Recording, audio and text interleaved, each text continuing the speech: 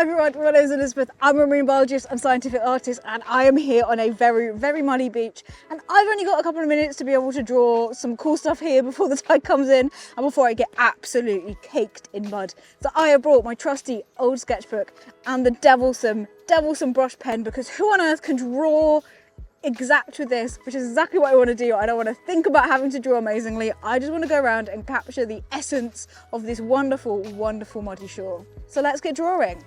We've probably literally only got about 10 minutes. Let's go.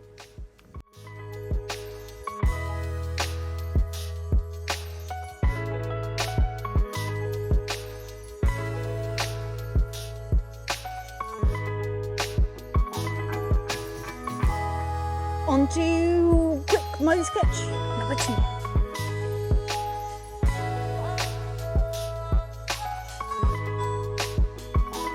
Honest, not too happy with this one. You win some, you lose some. Let's find something else to draw.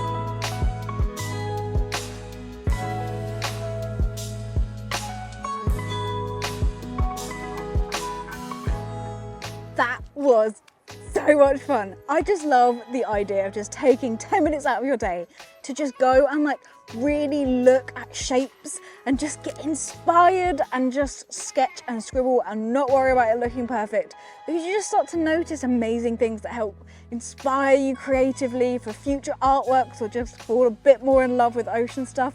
Like the oyster shells have got quite like geometric kind of like triangle markings to them, when usually I'm just thinking in my head that they're like all wiggly and like quite flowy.